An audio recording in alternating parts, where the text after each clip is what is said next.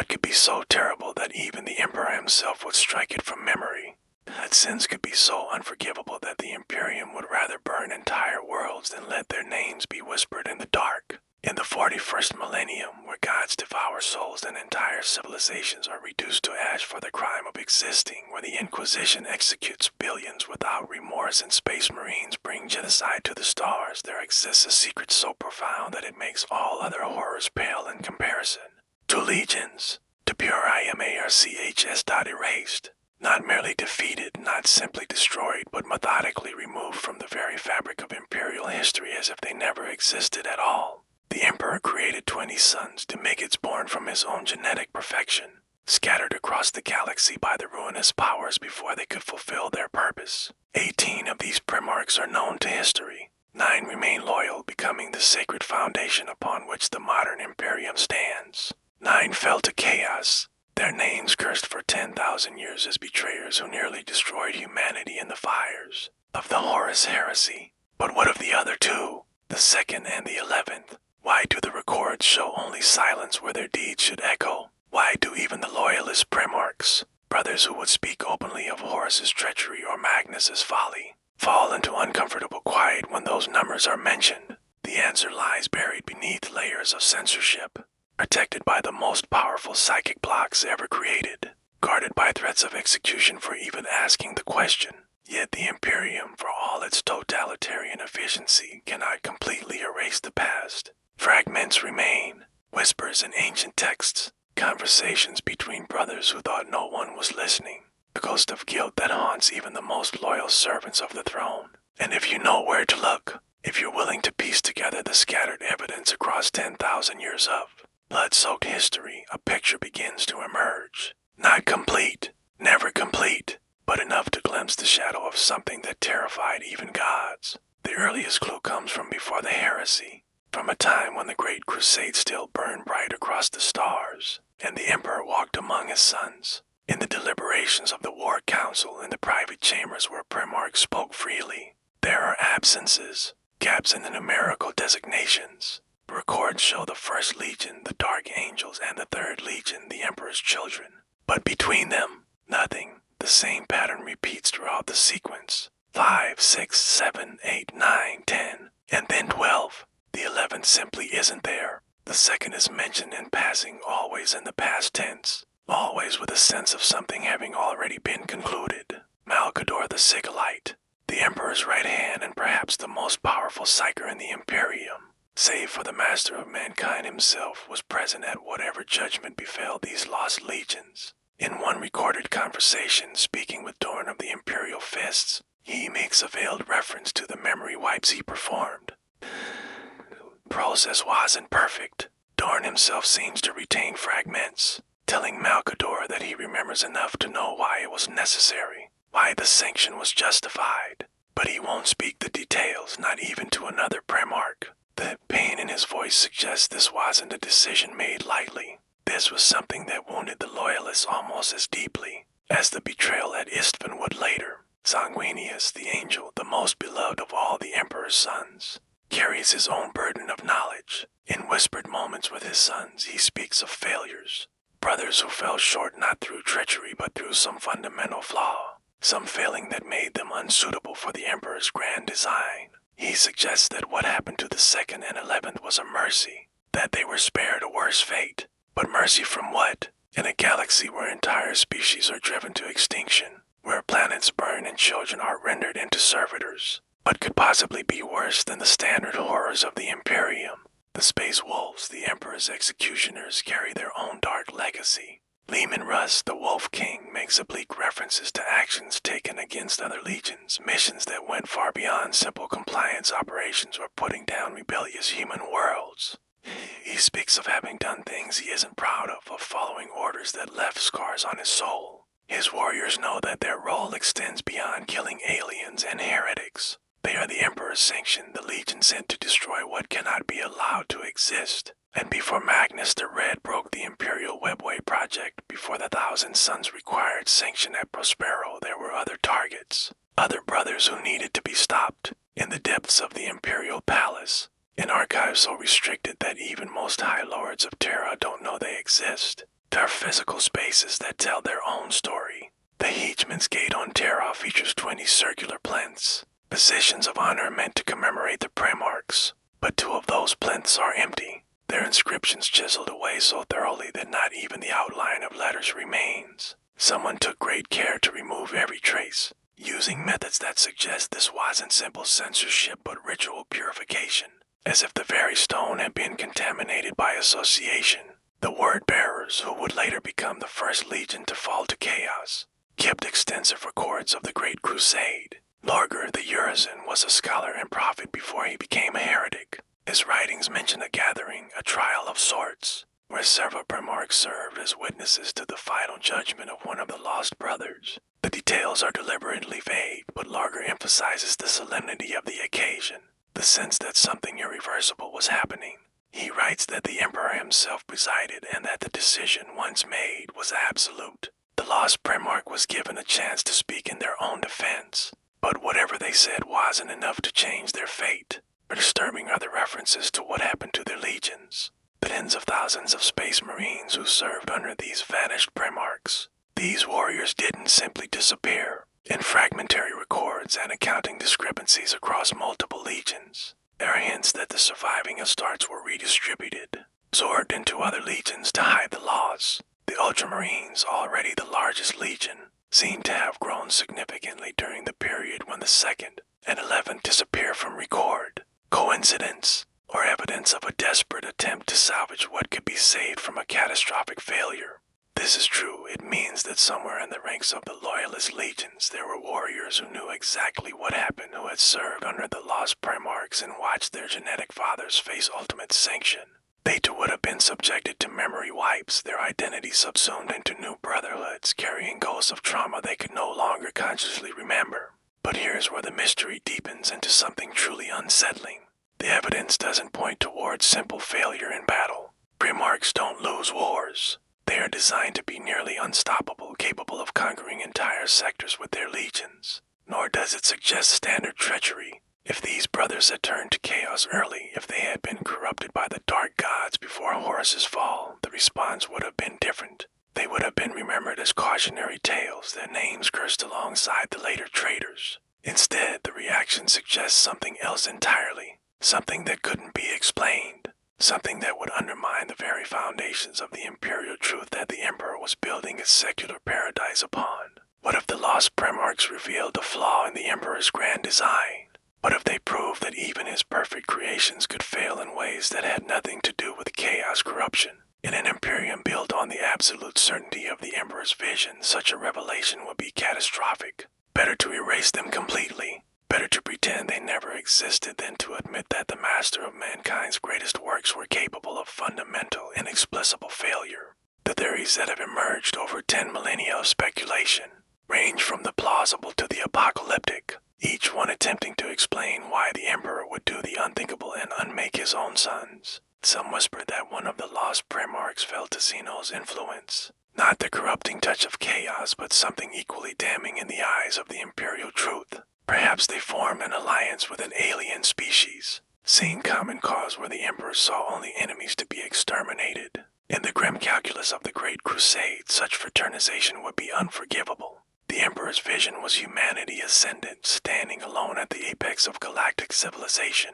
To suggest cooperation with Xenos wasn't just heresy, it was a betrayal of the species itself. If true, it would explain the complete erasure. The Imperium could forgive almost anything before it could forgive weakness toward alien life. Others point to darker possibilities. What if one of the lost Primarchs went too far in their methods, crossed lines that even the Emperor, who authorized exterminatus and orbital bombardment of non-compliant human worlds, couldn't accept? Great Crusade was brutal by design, but it operated under certain parameters. Conquered worlds were to be brought into compliance, their populations integrated into the Imperium.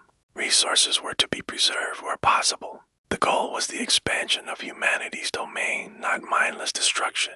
But Primarchs were weapons of apocalyptic power given independence and autonomy. What if one of them developed methods so extreme, so horrifying in their efficiency, that they threatened to turn the crusade into something even darker than it already was? Genocide taken to such artistic extremes that it revolted even the most hardened warriors. Entire sectors rendered lifeless not for strategic necessity but for ideological purity or twisted scientific curiosity. The Alpha Legion, masters of secrets and misinformation even among their fellow traitors, possess fragments of intelligence that suggest something more complex. Their records, unreliable as they are, hint at internal conflict within one of the lost legions. Not a simple rebellion, but a philosophical schism that tore the legion apart from within.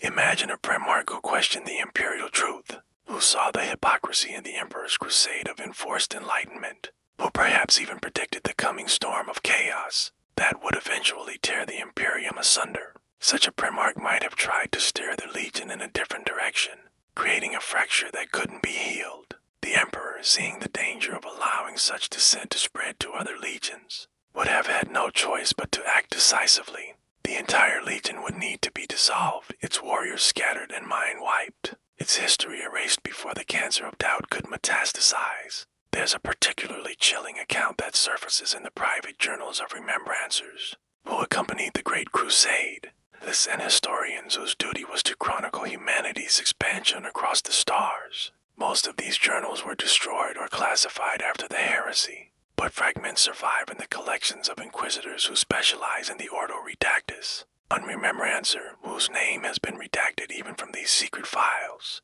describes witnessing the aftermath of what they call only the Sanction. They write of arriving at a Legion fleet that hung dead in space, its ships intact but completely lifeless. No bodies, no signs of battle, just empty corridors and silent chambers that still held the personal effects of thousands of space marines who had simply ceased to exist. Remembrancer describes the terror of walking through those ghost ships, seeing half-eaten meals in the dining halls, weapons laid out for maintenance that would never be completed, training cages where warriors had been sparring mere hours before. The journal ends abruptly mid-sentence, suggesting the writer either didn't survive to complete it or was prevented from doing so. But perhaps the most compelling evidence comes from the one place in the galaxy where truth cannot be completely suppressed, the warp itself, chaos, for all its corruption and malevolence, has no reason to maintain the Emperor's censorship. The Dark Gods and their servants have occasionally made reference to the lost legions, though always in fragmentary and contradictory ways that make verification impossible. A demon prince of Xenos, speaking through a possessed astropath before being banished, claimed that one of the lost Primarchs had discovered something they shouldn't have, a truth about the nature of the warp and the Emperor's relationship to it that predated even the heresy. This Primarch supposedly confronted the Emperor with their knowledge, demanding explanations for secrets that had been deliberately hidden from all the Primarchs. Confrontation ended with the Primarch's elimination, but the seeds of doubt had been planted. Could this have been the beginning of the rot that would eventually lead half the legions to betrayal? In the dark corners of the Black Library, vast repository of forbidden knowledge maintained by the Eldar, are said to be records of the Great Crusade written from alien perspectives. The Eldar, who watched humanity's explosive expansion with growing alarm, documented the Space Marine legions as one documents natural disasters or invasive species. Their records supposedly note 20 distinct gene signatures among the Imperial forces, but then track the sudden disappearance of 2 of those signatures from the galactic stage. The Eldar seers, capable of perceiving possibilities and probabilities across time, wrote that the removal of these 2 legions created ripples in fate itself, closing off certain futures while making others more probable. They suggested that the Emperor's decision to erase his sons was not punishment but prevention, cutting away futures that led to outcomes even worse than the heresy that would eventually come. The Mechanicum of Mars, the tech priests who serve the Messiah and maintain the Imperium's war machines, keep genetic records of every Space Marine legion. These archives, stored in data vaults deep beneath the red sands of Mars, among the most heavily encrypted and protected files in the entire Imperium. Yet even here, anomalies exist. The gene seed tides, the biological material collected from each legion to create new Space Marines, show discrepancies in the early Crusade records. The legion designations that initially appear in the archive simply stop receiving entries after a certain date. No explanation is given, no notation of disaster or loss. The records don't indicate that these legions were destroyed. They indicate that they stopped existing as distinct entities, most tellingly, the gene seed samples themselves weren't destroyed. They were quarantined, locked in stasis vaults that require the authorization of both the Fabricator General and the Emperor himself to access, and whatever flaw or danger existed in these bloodlines. The Mechanicum wasn't willing to simply dispose of such precious genetic material. They preserved it, perhaps hoping that future understanding might make it usable again, or perhaps simply because destroying it felt too much like admitting the Emperor had made a mistake. There's a moment recorded in the memoirs of Nathaniel Garro, the loyalist death guard who would become one of the first knights errant, where he describes a conversation with Malcador during the darkest days of the heresy.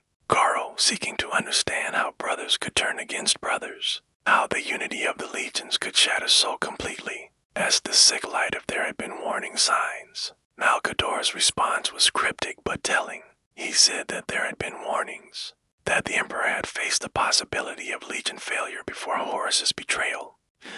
He spoke of necessary cullings and corrections made before the cancer spread. When Garro pressed for details, Malcador simply stated that some knowledge was too dangerous even for those who had proven their loyalty beyond question. The implication was clear. What happened to the 2nd and 11th was a lesson learned, a template for how to handle legion-level failure. But if that was true, why hadn't the same solution been applied to the traitor legions? Why allow Horus and his followers to wage war across the galaxy if erasure was an option? The answer might lie in timing and capability. The lost Primarchs disappeared relatively early in the Great Crusade when the Imperium was still consolidating its power, when the Emperor was still present and active, when the full psychic might of the throne could be brought to bear on the problem. By the time Horus turned, the Emperor was committed to the Webway project, desperately trying to create a human passage through the warp that would free humanity from dependence on navigators and make interstellar travel safe from demonic predation. He couldn't spare the attention or the psychic energy required to erase 9 entire legions from history, not while fighting a war on multiple fronts and maintaining the Astronomicon that allowed ships to navigate the warp at all. Complete erasure of 2 legions had taken years of effort, required the cooperation of all the remaining Primarchs, and demanded the full focus of both the Emperor and Malcador working in concert. To attempt it during the heresy would have been impossible. This suggests something profound about the nature of what was done. The erasure wasn't just political censorship or historical revision. It was a psychic working of unprecedented scale, a deliberate alteration of reality itself that reached back through time to unmake events that had already occurred. The Emperor didn't just hide the truth about the 2nd and 11th, he tried to unmake them at a fundamental level, to edit them out of causality itself. Such an undertaking would require power that bordered on divine, and it would explain why even the Primarchs, beings of immense psychic potential themselves, have only fragmentary memories. Their minds were rewritten, their personal histories altered to remove the existence of brothers who stood beside them for decades. The psychological trauma of such violation must have been immense, buried under layers of psychic compulsion but never truly healed. Consider what this means for the surviving Primarchs. Rogel Dorn, Robut Gilliman, Lehman Russ, each of them carries wounds in their memories, blank spaces where brothers should be, phantom pains from experiences they can no longer recall. They know something was taken from them, even if they can't articulate what. This violation might help explain the intensity of their reactions during the heresy, the absolute horror they expressed at the betrayal. It wasn't just that Horus turned, it was that turning had been deemed possible again, that another set of brothers might be erased from existence, that the nightmare they had already lived through once could repeat itself. The guilt of having participated in the sanction of the 2nd and 11th must have been staggering. They had stood in judgment of their own brothers, had agreed to their removal from history, and then had been forced to watch as half their remaining brothers fell to an even greater darkness. The implications extend into the present day of the 41st millennium. Boot Gilliman returned from his long sleep and now serving as Lord Commander of the Imperium has access to records and resources that no other living being possesses. He can walk the halls of the Imperial Palace, access archives that have been sealed for 10,000 years, and potentially uncover truths about the lost legions that even he doesn't consciously remember. But does he want to? The psychic blocks that the Emperor put in place were meant to be permanent, and attempting to break them might be dangerous not just to Gilliman's sanity but to the stability of the Imperium itself. Some secrets are kept not because the truth would be morally troubling, but because knowing would fundamentally break something in the minds of those who learn it. The lost Primarchs might represent a category of knowledge that the human mind, even the enhanced mind of a Primarch, cannot safely process. And so the mystery persists, locked away behind walls of censorship, psychic compulsion, and the slow decay of 10 millennia. The truth exists, somewhere in the labyrinthine depths of Terra, or encoded in genetic memory that no longer has the key to unlock it, waiting for someone brave or foolish enough to go looking. Yet perhaps the most disturbing aspect of this entire mystery isn't what was hidden, but who chose to keep it hidden even after the Emperor fell. When the master of mankind was interred upon the golden throne, when his physical form became little more than a desiccated corpse, sustained by the sacrifice of 1,000 psychers daily, the responsibility for maintaining its secrets passed to others. The High Lords of Terra, the Inquisition, the custodians of imperial history, all of them inherited the burden of censorship, and they chose, consciously and deliberately, to continue the erasure. 10,000 years of opportunities to reveal the truth. 10,000 years of crises where the knowledge might have made a difference, and still the secret held. This wasn't just the Emperor's will being carried out posthumously. This was an active, ongoing conspiracy involving thousands of individuals across centuries, each generation indoctrinating the next into the necessity of silence. The Inquisition, that shadowy organization tasked with rooting out heresy and protecting humanity from threats both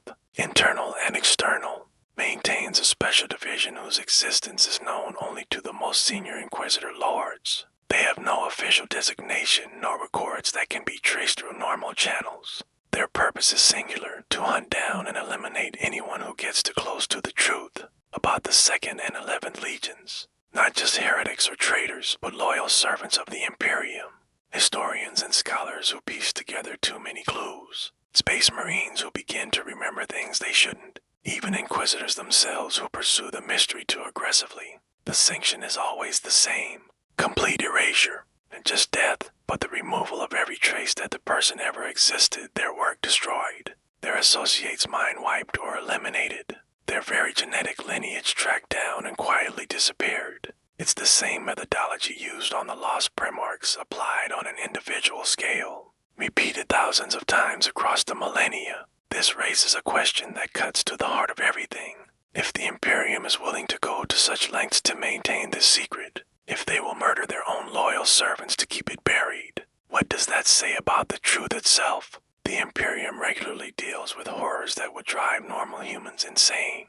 The existence of chaos is known to the upper echelons of Imperial society. The Horus Heresy is recorded history taught to every Space Marine, commemorated in shrines across 1,000,000 worlds. Grotesque reality of how the Emperor is sustained on the Golden Throne, fed with psychers like fuel into a furnace, is known to thousands. None of these truths are considered too dangerous to exist. So what could possibly be worse? What knowledge could be so corrosive that it must be kept hidden even from those who have already accepted every other nightmare the galaxy has to offer? There's a theory whispered in the darkest corners of the Inquisition that the lost Primarchs discovered the fundamental lie upon which the Imperium is built. The Emperor presented himself as the pinnacle of human evolution, a secular champion of reason and science who would lead humanity away from superstition and into an age of enlightenment. But the Primarchs were created through methods that were anything but purely scientific. The Emperor delved into the warp, made bargains with entities that should not be bargained with,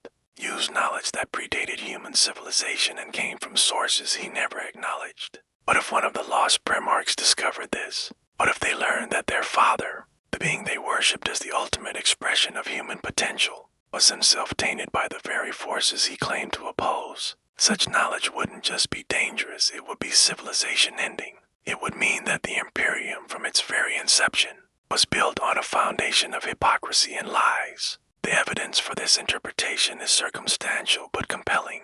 Magnus the Red, before his fall, possessed knowledge of the warp that rivaled even the Emperor's own understanding. He had walked paths through the immaterium that should have been impossible for any being to navigate. He knew things, secrets about the nature of reality and the Emperor's true origins that made him dangerous long before Horus corrupted him. And Magnus broke through the Emperor's psychic wards to warn him of Horus's betrayal. The damage he did to the Webway project was catastrophic, but the Emperor's rage seemed disproportionate even to that disaster. What if Magnus had, in that moment of forced psychic contact, seen something he wasn't meant to see? What if he glimpsed the same truth that had doomed one of his lost brothers, and the Emperor's fury was as much about that revelation as it was about the destruction of his great work? Consider the timing of Magnus's sanction.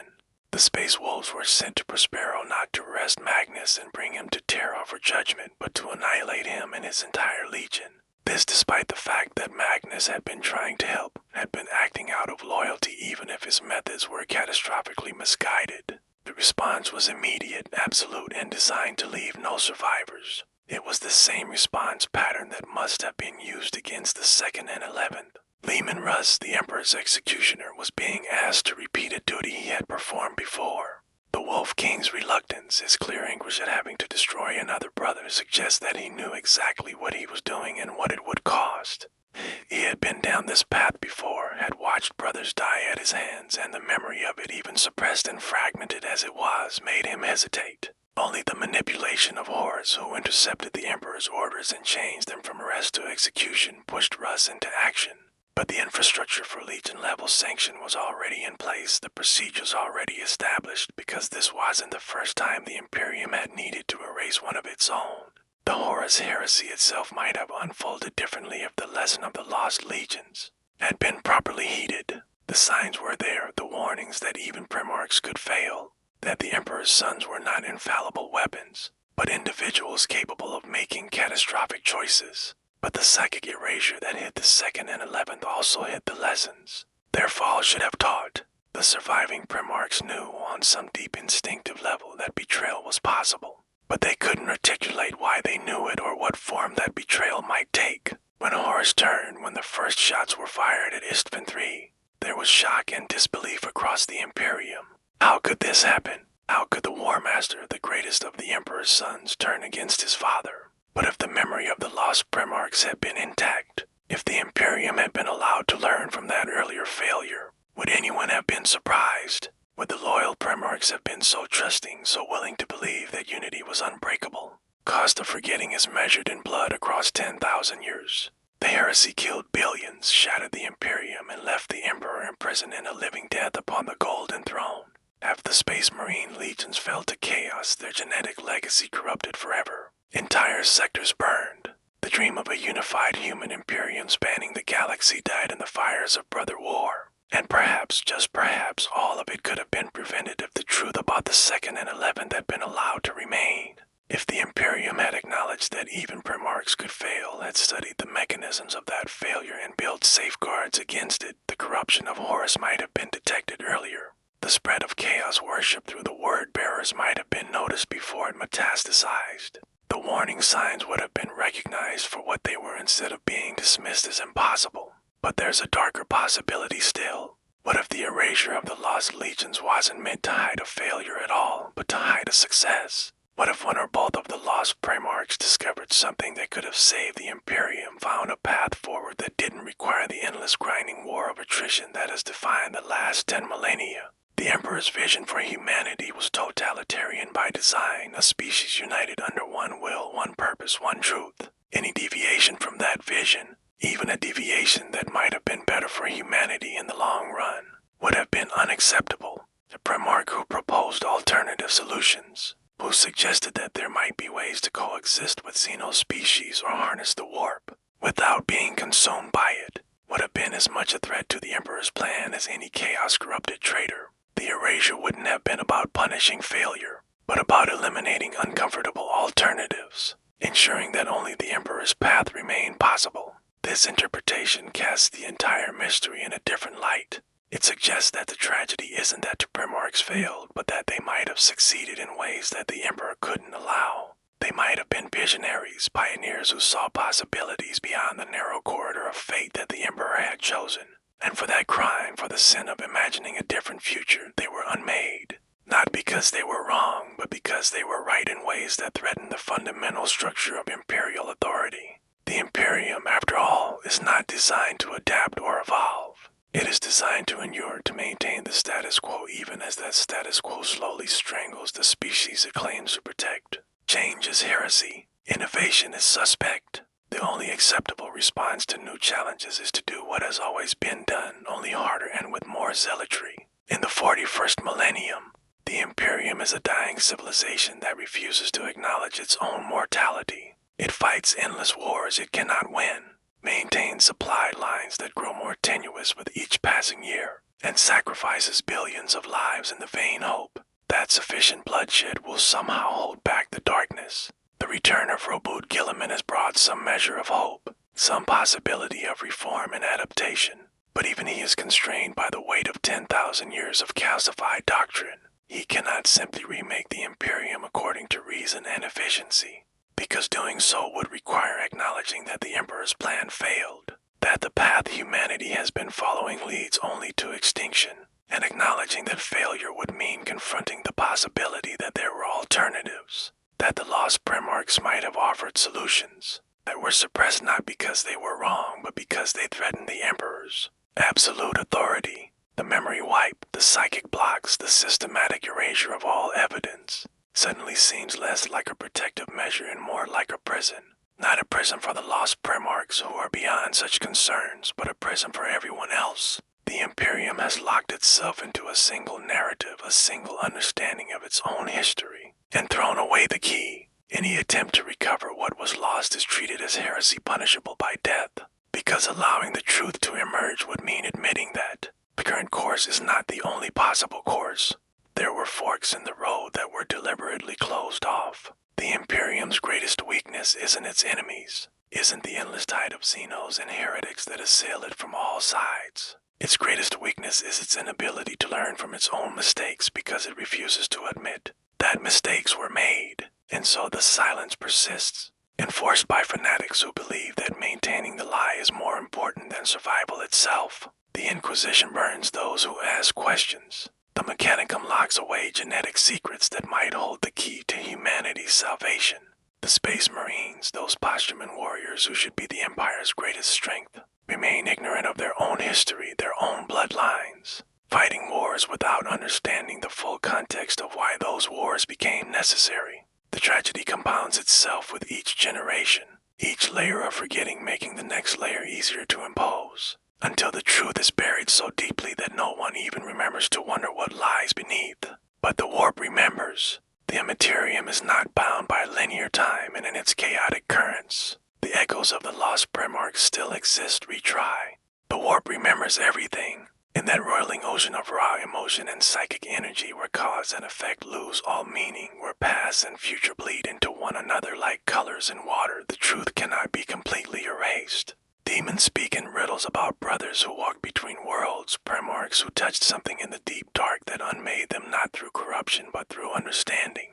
Chaos sorcerers delving into forbidden rituals sometimes catch glimpses of these lost figures in their visions, shadows that shouldn't exist haunting the edges of possibility. They see a Primarch standing before the Emperor, face illuminated by the golden light of the Astronomicon, speaking words that cause reality itself to shudder. They see Legion fleets burning in the void, not from external attack but from some internal catastrophe that leaves ships intact, but every soul aboard simply gone. They see a trial chamber where 20 figures once stood in judgment, though now only 18 can be counted, and even as the vision unfolds, the number keeps shifting, as if reality itself can't decide how many brothers there should be. These visions are unreliable by nature. The warp is the realm of lies and half-truths where demons delight in sowing confusion and despair. But their consistency is troubling.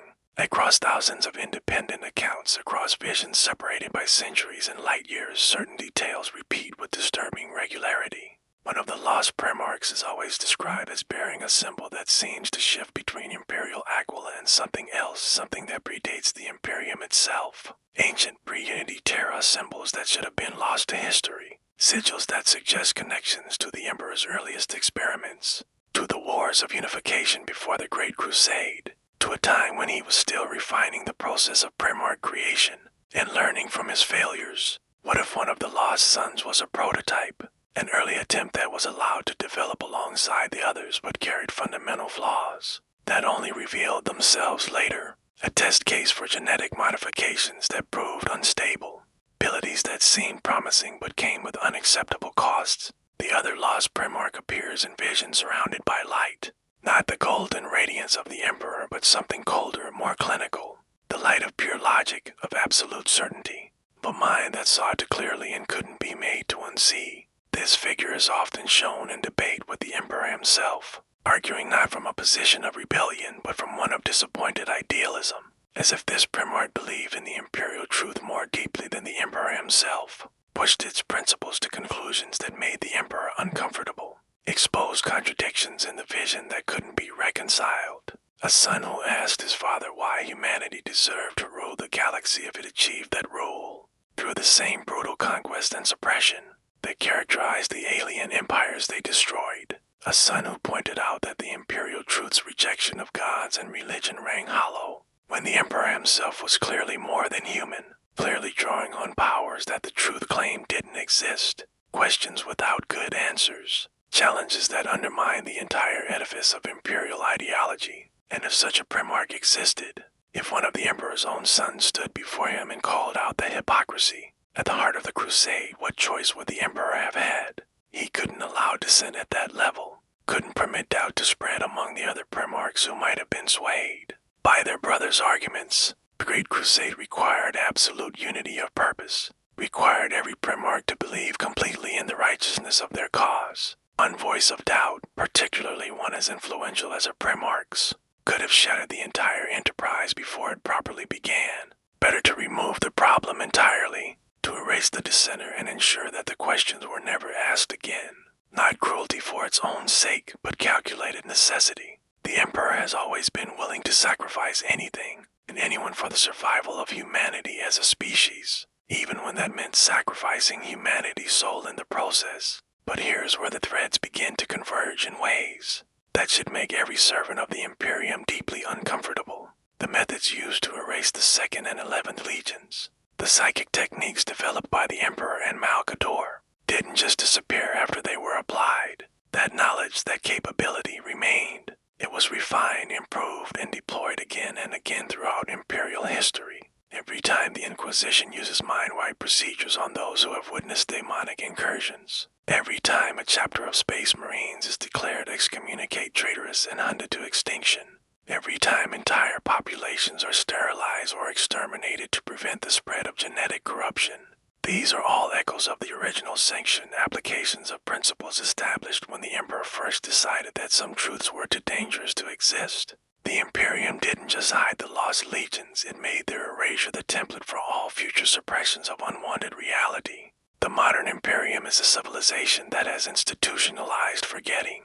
It maintains its coherence not through growth or adaptation, but through aggressive pruning of anything that doesn't fit the accepted narrative. Worlds that develop incorrect interpretations of the Imperial Creed or virus-bombed into sterility. Chapters that show signs of mutation or ideological drift are eliminated. Scholars who uncover uncomfortable historical truths are disappeared, and all of it is justified with the same reasoning that was used to sanction the lost Primarchs. The survival of the whole is worth any individual sacrifice. Better to cut away the infected limb than risk the corruption spreading. Better to burn the book than allow dangerous ideas to propagate. Better to kill billions than risk the stability of the Imperium that protects trillions. Yet this approach has a cost that the Imperium has never properly accounted for. Every purge removes not just the corruption, but also the lessons that corruption should have taught. Every mind wipe eliminates not just dangerous knowledge, but also the context that might help prevent future instances of the same problem. The Imperium has been fighting the same battles for 10,000 years, making the same mistakes, falling into the same traps because it systematically destroys its own institutional memory. The Lost Legions should have been a warning, a clear signal that even the Emperor's own creations could fail in fundamental ways. Instead, their erasure ensured that when other legions fell, the Imperium was caught completely unprepared. The lesson was there, written in the blood of 2 entire legions, but the lesson was locked away so thoroughly that no one could learn from it. And now, in the dying days of the 41st Millennium, as the Great Rift tears the galaxy in half and demon armies pour through wounds in reality, as Primarchs return from death, and myth to walk among mortals once more, the question becomes urgent in ways it hasn't been for 10 millennia. What if the Lost Legions had knowledge that humanity desperately needs? What if their suppressed insights, their forbidden discoveries, their alternative visions for the Imperium could make the difference between extinction and survival? Boot Gilliman, looking at the decrepit horror the Imperium has become, admits admits openly that his father's dream has curdled into a nightmare. The Imperium is the cruelest regime imaginable, maintaining itself through suffering on a scale that beggars description. Is losing ground despite all the sacrifice. Something needs to change. But change requires understanding how the current state of affairs came to be. It requires excavating buried history and confronting uncomfortable truths about the Emperor's choices. It requires, inevitably, asking what happened to the 2nd and 11th Legions and whether their fate holds lessons. For the present crisis, the Custodian Guard, the Emperor's personal bodyguard who have stood vigil over the Golden Throne for 100 centuries, possess records that even the Inquisition cannot access. They were there at the beginning, witnessed the creation of the Primarchs, stood watch during the trials and sanctions. They remember, even if that memory is locked behind oaths of silence that predate the Imperium itself. And in recent years, as the situation grows more desperate and the Emperor's will makes itself known in ways that it hasn't since his internment, those oaths have begun to show strain. Custodians have been seen in deep debate with Guilliman, conversations held in sealed chambers where even service calls are not permitted. Content of those conversations remains unknown, but their aftermath is suggestive. Guilliman has ordered expeditions to worlds that have no strategic value, archive temples excavated that had been sealed since the heresy. He's searching for something, piecing together a mystery that everyone around him insists should remain buried. The timing cannot be coincidental. The galaxy is burning. Chaos advances on every front. Ancient evils wake from their slumber. The Necrons rise from tomb worlds in numbers that suggest coordinated purpose. The Tyrant and High Fleets close in from beyond the galactic rim, an extragalactic threat that dwarfs anything humanity has faced before. In the face of all this, Guilliman, the Lord Commander of the Imperium, the avenging son returned from death, is spending precious time and resources investigating events from 10,000 years ago that supposedly have no bearing on current affairs. Unless they do. Unless buried in that forbidden history is something that changes the calculation, something that offers hope or at least a different path forward than the slow grinding defeat that currently seems inevitable. The Mechanicus has noticed. Dutch Magos have detected patterns in Guilliman's request for ancient gene data, in his interest in pre-Unity Terran genetics, and his questions about theoretical gene seed variations that were never implemented in any known legion. He's looking at the base code, the fundamental architecture of what makes a Primarch, and he's asking questions about roads not taken, about designs that were rejected or suppressed, about what the Emperor chose not to create and why those choices were made. This is dangerous research, kind of investigation that, in any other circumstances, would result in immediate censure and probable execution. But Guilliman is not just any investigator. He is a returned Primarch, the Emperor's own son, and he carries authority that even the Inquisition cannot easily challenge. If he has decided that the secrets must be unearthed, who has the power to stop him? Perhaps no one. Perhaps that's the point. Perhaps the Emperor, speaking through the psychic link that all Primarchs share with their father, has given permission for the investigation. Perhaps from his throne of agony, barely clinging to existence, the master of mankind has decided that the time for secrets has passed, that humanity needs every weapon and every scrap of knowledge if it's going to survive what's coming. Or perhaps Guilliman is acting against his father's will, driven by the pragmatic realization that the Imperium as currently constituted is doomed, that only radical change can save it, and that change requires understanding all the failures that led to this moment. Either way, the seals are breaking. The walls of censorship that have held for 10 millennia are showing cracks. On the other side of those walls, waiting in the darkness of forgotten history, are two Primarchs whose very existence was meant to be impossible, and the truth of why they had to die.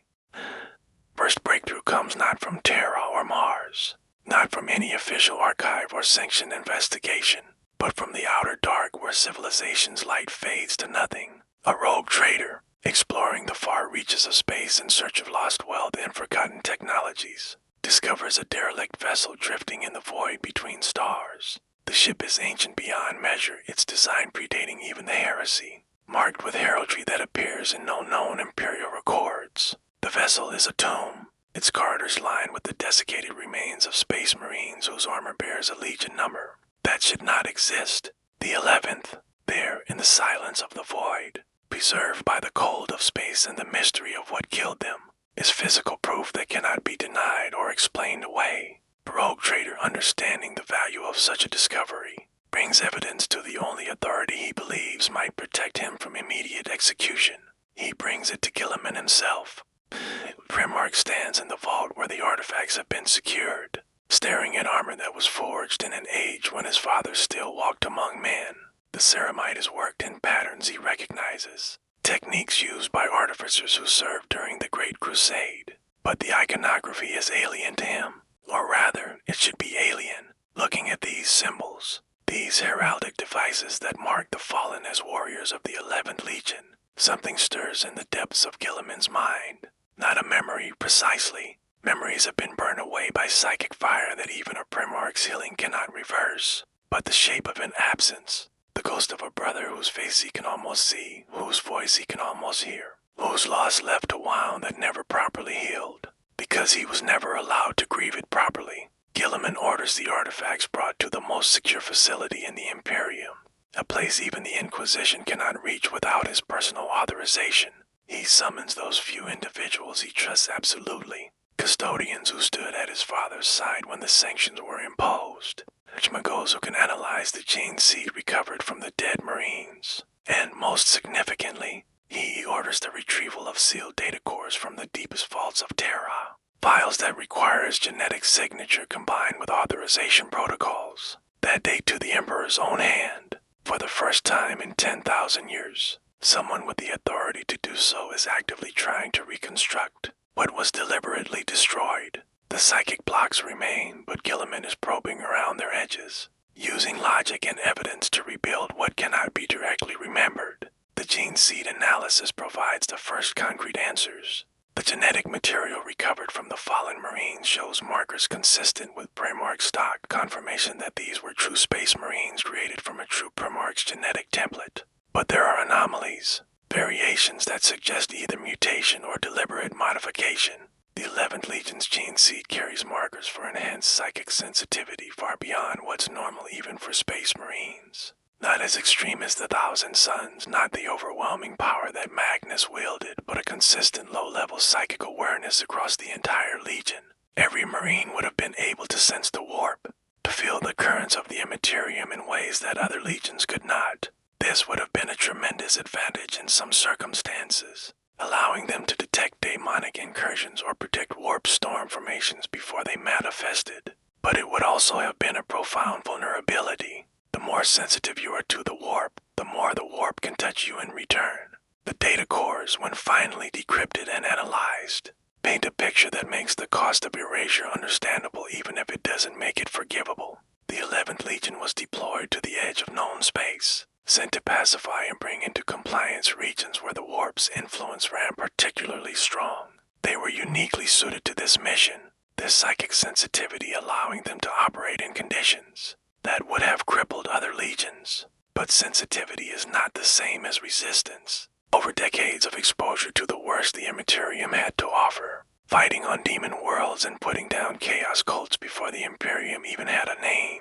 For what chaos was, the 11th began to change. Corruption in the traditional sense. They didn't worship the dark gods or fall into the service of chaos, but they began to see things differently. They understood the warp not as an enemy to be destroyed, but as a force to be understood, potentially even harnessed. They believed, with growing conviction supported by their experiences, that the Emperor's approach to the warp was fundamentally flawed. You couldn't simply deny its existence and hope to overcome it through sheer willpower and secular enlightenment. It had to be studied, comprehended, integrated into Imperial strategy. Their Primarch, whose name has been excised so thoroughly that even these files refer to him only by number, brought these concerns to the Emperor directly. The confrontation happened on Terra, in the presence of several other Primarchs who were present for what was supposed to be a routine strategic review. The 11th laid out his case with the careful logic of someone who believes reason will prevail. He showed evidence of warp phenomena that the Imperial truth could not explain.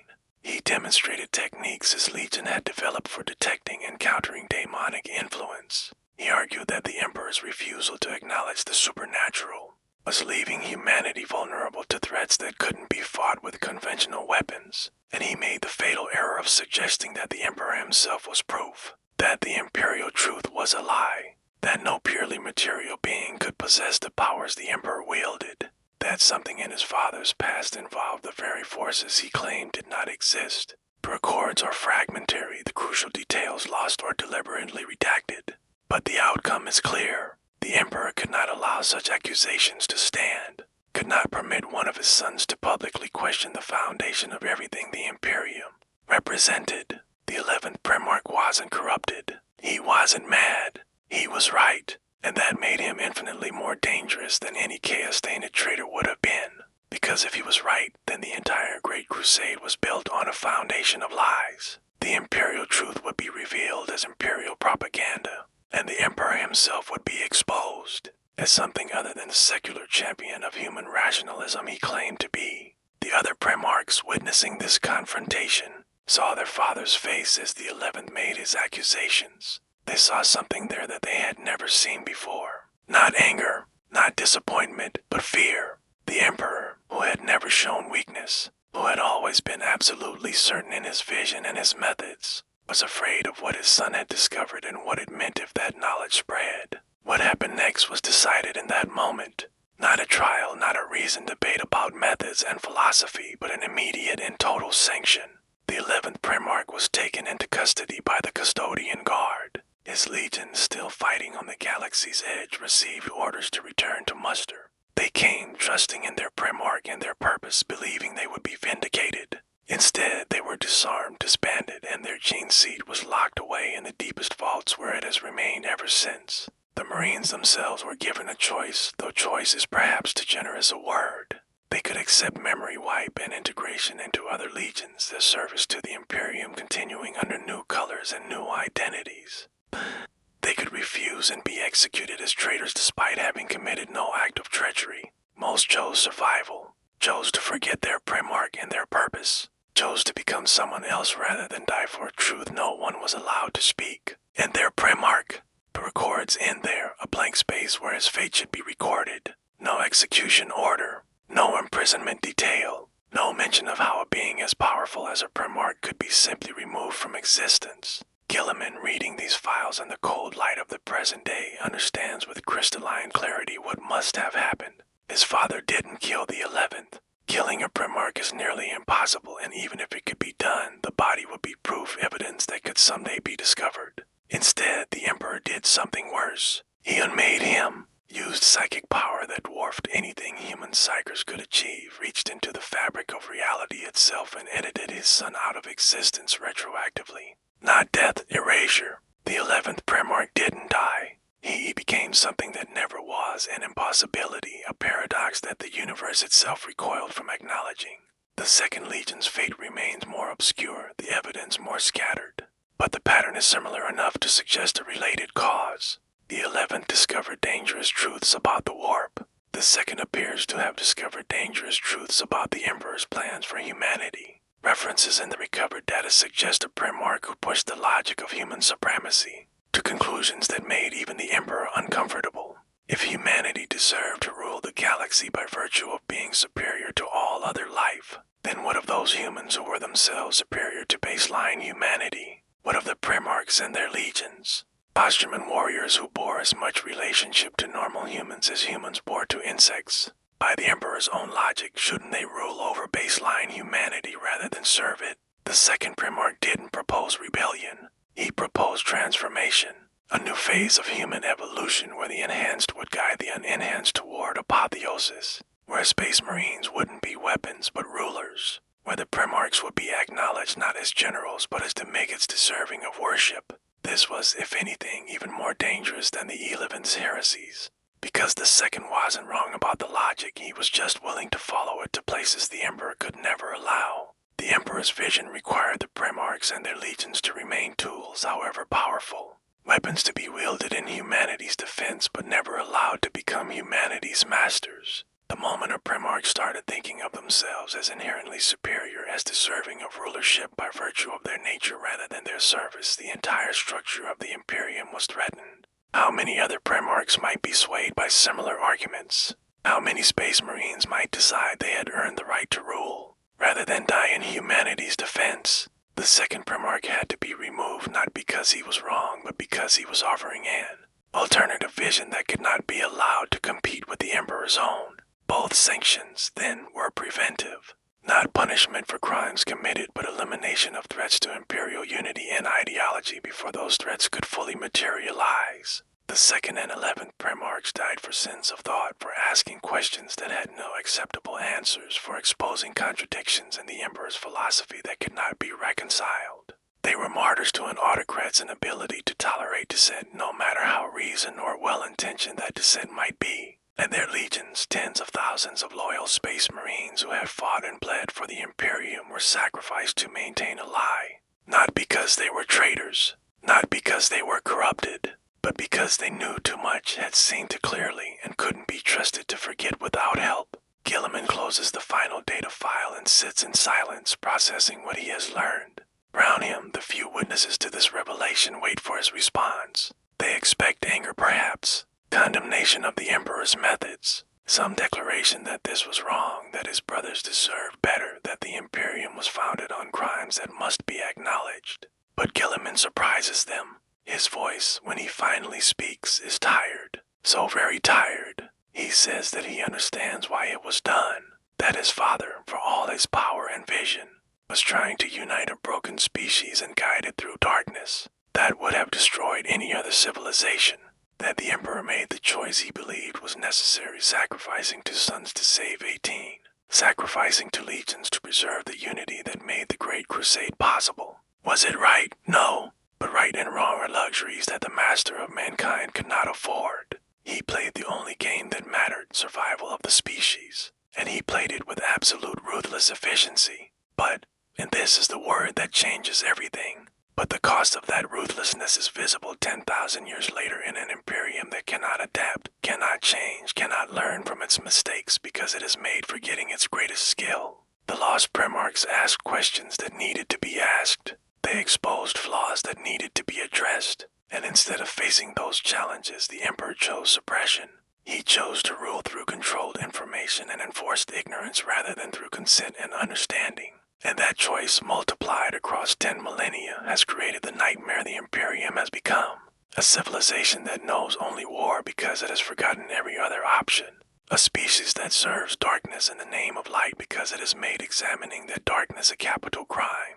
Revelation hangs in the air like the toll of a funeral bell, its implications rippling out through everyone present. And Guilliman knows with absolute certainty that this knowledge changes nothing and everything, simultaneously. Guilliman knows with absolute certainty that this knowledge changes nothing and everything simultaneously. The dead remain dead, the erased remain erased. No amount of revelation will bring back the 2nd and 11th Primarchs or restore their legions. To the order of battle, the Imperium will not suddenly transform because one man, even a Primarch, has uncovered truths that were meant to stay buried. The war machine grinds on regardless of who knows its history or understands its original sins. And yet everything is different now because the lie has been named. The shape of the absent thing has been acknowledged. Once you see the mechanisms of control, you cannot unsee them. The Emperor built an empire on the suppression of dangerous truths, and that suppression has metastasized into a civilization-wide inability to face reality on its own terms. He thinks of his brothers, both the living and the fallen. Dorn, who remembered just enough to carry guilt for 10,000 years. Sanguinius, who spoke of mercy for the lost and meant it, who understood that they were victims of something larger than their own failings. Russ, who served as executioner and bore the spiritual weight of that service until it broke something fundamental inside him. Even the traitor Primarchs, even Horus and Larger and Magnus, each of them shaped by the same impossible standard, the same demand for absolute obedience to a vision they were never allowed to question.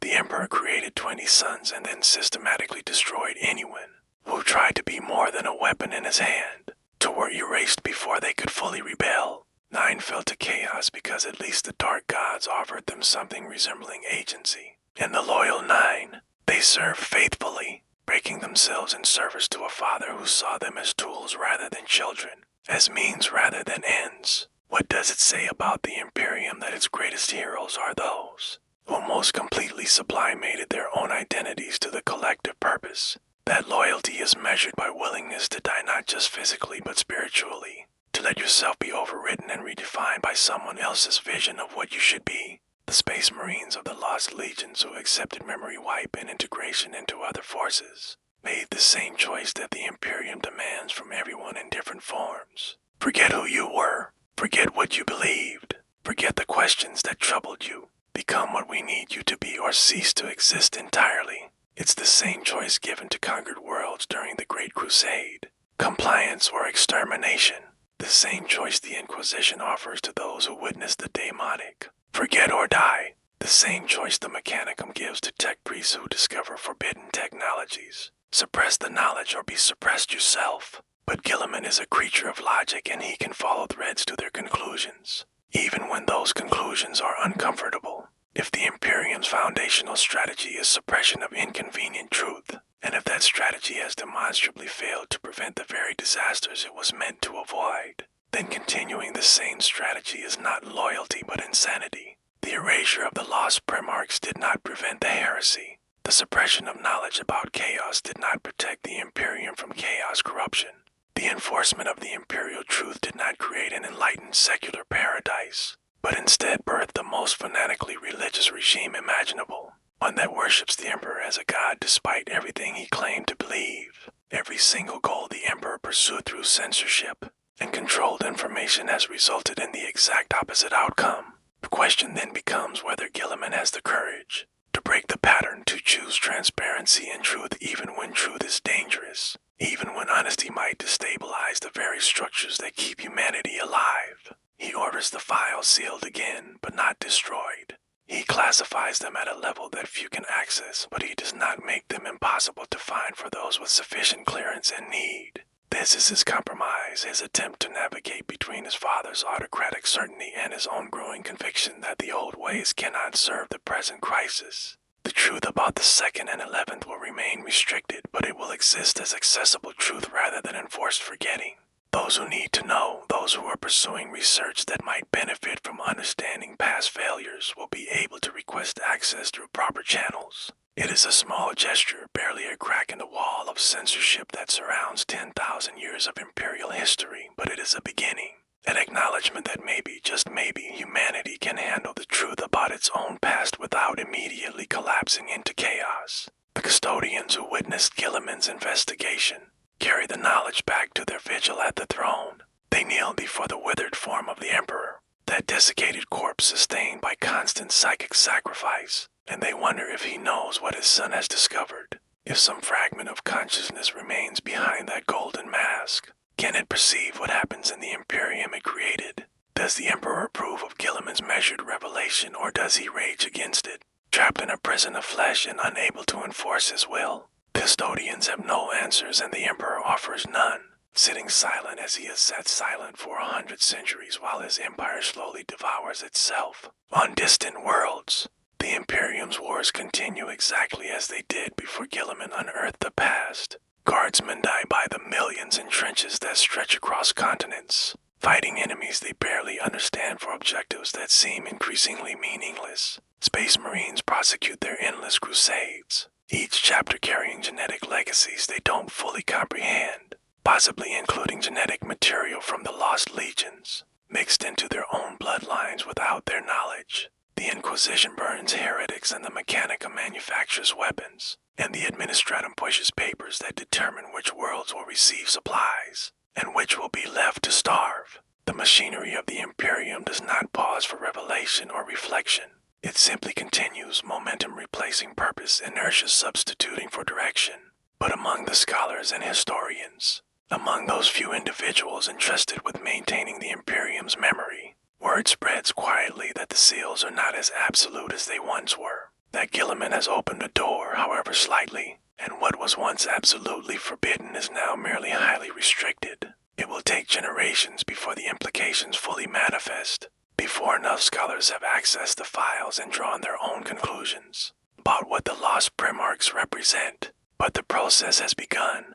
The Imperium is learning, however slowly and painfully, to acknowledge its own mistakes, to admit that the Emperor, for all his power and vision, was not infallible, that choices made in desperation 10,000 years ago might not be the choices that best serve humanity's future. The irony is not lost on Guilliman that he pursues this policy of measured truth, while simultaneously maintaining countless other lies that the Imperium depends upon. He does not reveal to the common citizens that the Emperor is effectively dead, sustained only by machines and sacrifice. He does not tell the faithful that their God was once a man who rejected all gods. He does not expose the full horror of how the Imperium actually functions, the industrial-scale cruelty required to keep human civilization from collapsing entirely. Some lies, he judges, are still necessary. Some truths would cause more harm than the deception they replace. He is not his father, not willing to suppress all inconvenient information regardless of cost. But neither is he naive enough to believe that complete transparency serves any purpose. Beyond his own conscience, he walks a middle path, trying to find balance between the autocratic certainty that defined the Emperor's reign and the chaos that would follow if every imperial lie were suddenly exposed. In the depths of the warp, the souls of the dead drift in eternal torment or transcendence depending on their nature, and the mercy of the entities that claim them. Do the lost Primarchs persist in some form?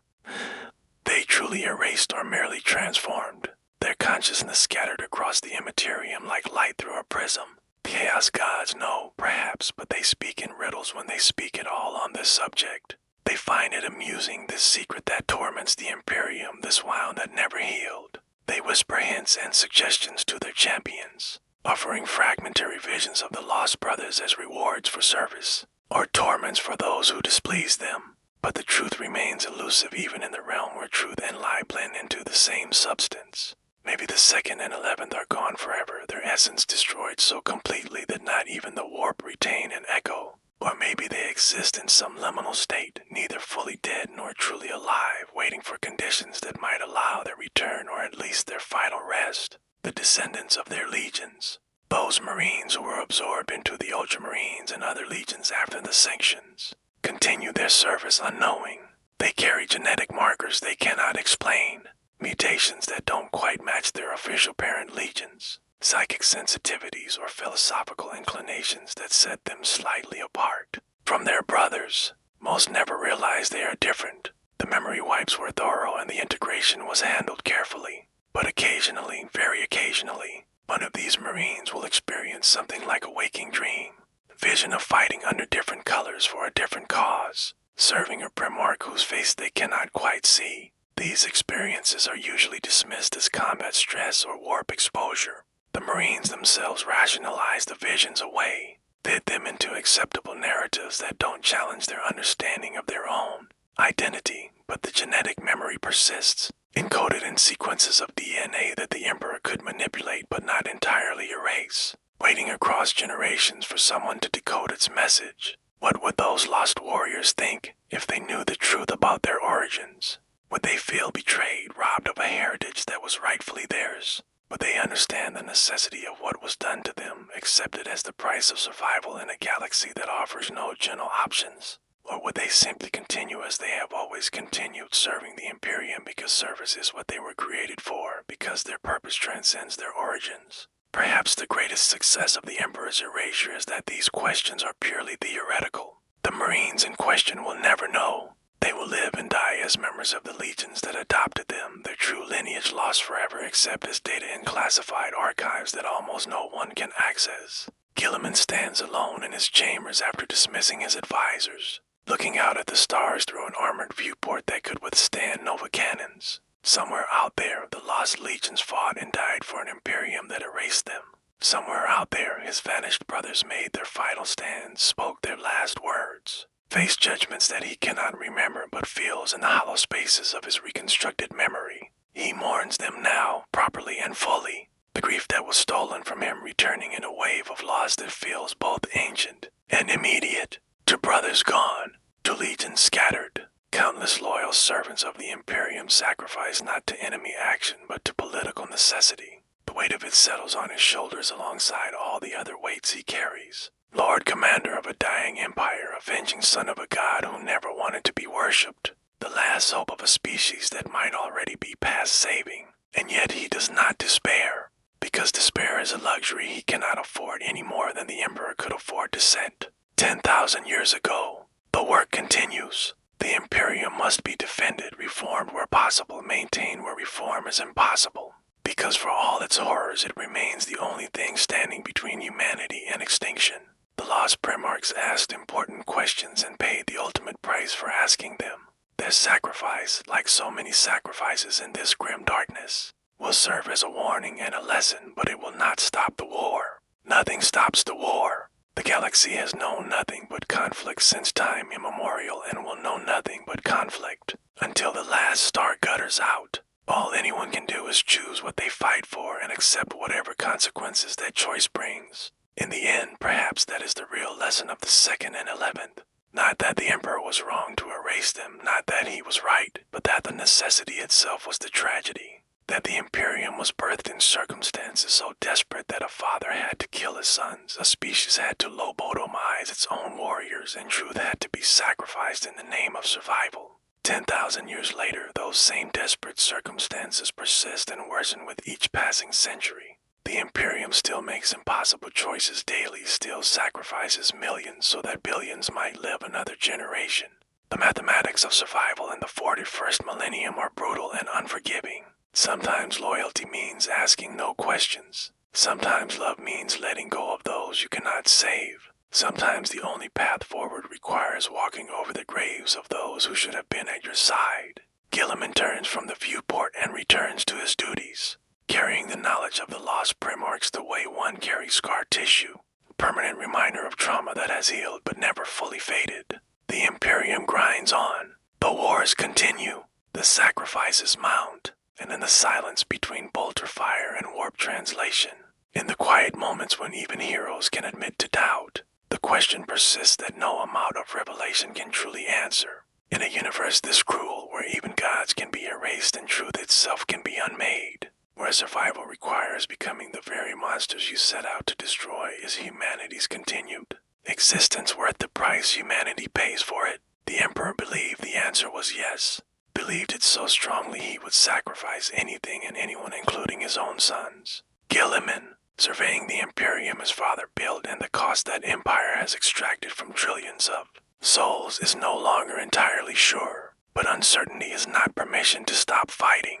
So he fights on, carrying the memory of brothers who were erased so thoroughly that even remembering them feels like an act of heresy, hoping that somewhere in the grim darkness of the far future, humanity will find a path that doesn't require quite so many graves, knowing that hope itself might be the greatest lie of all in a galaxy where there is only war.